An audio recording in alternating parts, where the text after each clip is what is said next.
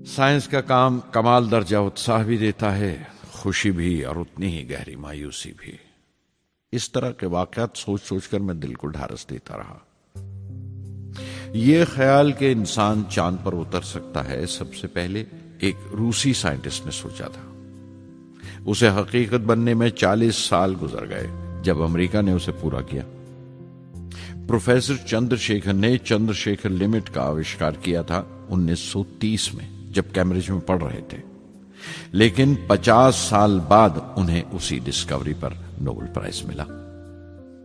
Von bronze अपनी Saturn launch vehicle से आदमी को चांद पर उतारने से पहले कितनी सारी नाकामियों से गुजरे होंगे। पहाड़ की चोटी पर उतरने से पहाड़ पर चढ़ने का तजुर्बा नहीं मिलता। जिंदगी पहाड़ की चढ़ानों पर मिलती है, चोटी पर नहीं। चढ़ानों पर ही तजुर्बे मिलते हैं और जिंदगी मंचती है और टेक्नोलॉजी तरक्की करती है। चोटी पर पहुंचने की कोशिश ही में चढ़ानों का इल्म हासिल होता है। मैं एक एक कदम चलता रहा, चढ़ता रहा चोटी की तरफ।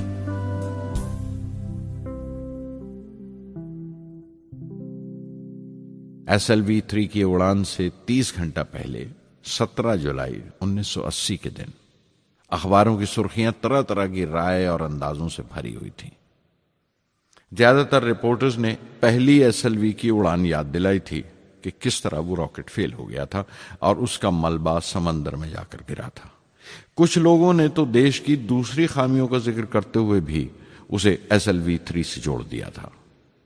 मैं जानता था कि अगले दिन का नतीजा हमारे फ्यूचर के स्पेस प्रोग्राम का फैसला करने वाला है। मुख्तसर ये कि सारी कौम की नजरें हम पर गड़ी हुई थीं। 18 जुलाई 1980 सुबह 8:03 पर हिंदुस्तान का पहला सैटेलाइट लॉन्च व्हीकल उड़ा।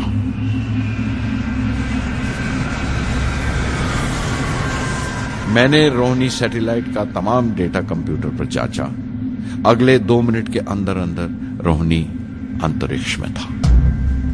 उस तमाम शोरगुल के बीच में मैंने अपनी गुजारिश है कि अगर आपको ये समरी पसंद आई हो तो चैनल को सब्सक्राइब जरूर कीजिएगा और कमेंट बॉक्स में अपना रिव्यू लिखकर अपनों के साथ शेयर करें। मैं मिशन डायरेक्टर बोल रहा हूं। एक जरूरी खबर सुनने को तैयार रहो।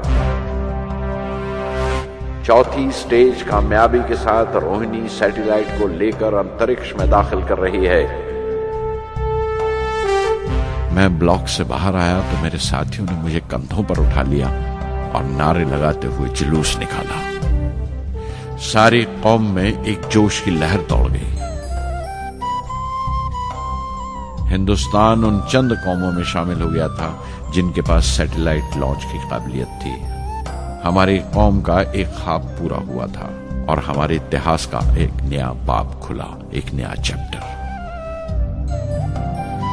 प्रधानमंत्री इंदिरा गांधी ने मुबारकबाद का तार भेजा और सबसे ज्यादा हिंदुस्तान के साइंसदान खुश थे कि ये पूरी कोशिश स्वदेशी थी, हमारी अपनी थी।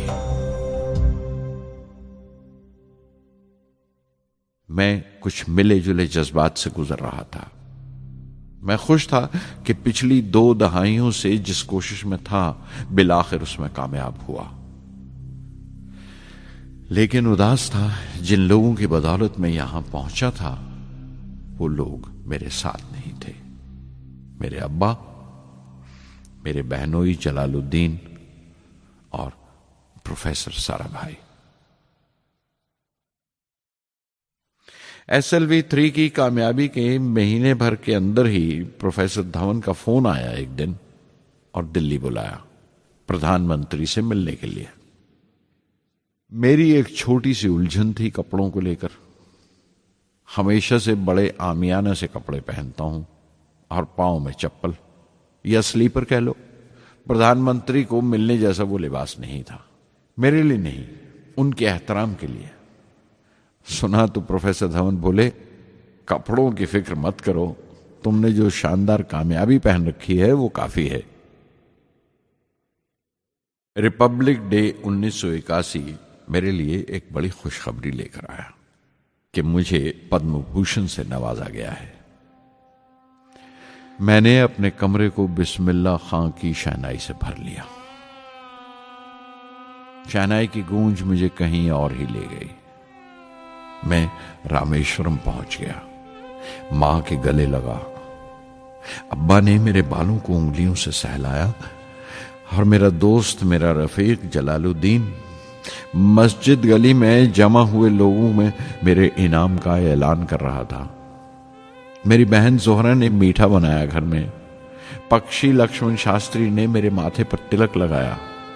फादर सोलोमन ने मेरे हाथ में सलीब देकर दुआ पढ़ी और प्रोफेसर सारा भाई को देखा।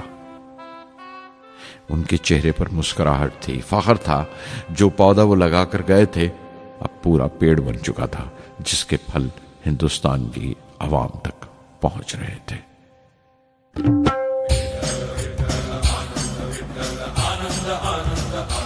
ओ आनंदाचे डोही आनंद तरंग, आनंदाचे डोही आनंद तरंग, आनंदाची अंग, आनंदाचे आनंदाची अंग, आनंदाचे आनंदाचे डोही आनंद तरंग, आनंदाचे डोही आनंद तरंग।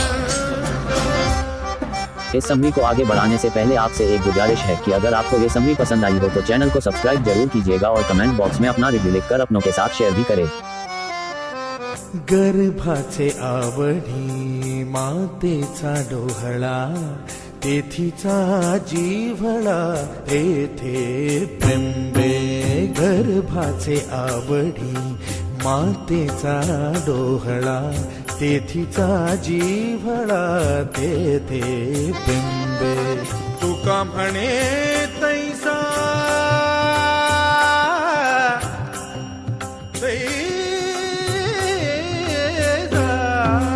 तुका म्हणे तैसा ओतला ठसा, अनुभव सरीसा मुखाला। आनंदाचे डोही आनंद तरंग, आनंदाची अंग, आनंदाचे आनंदाचे डोही आनंद तरंग।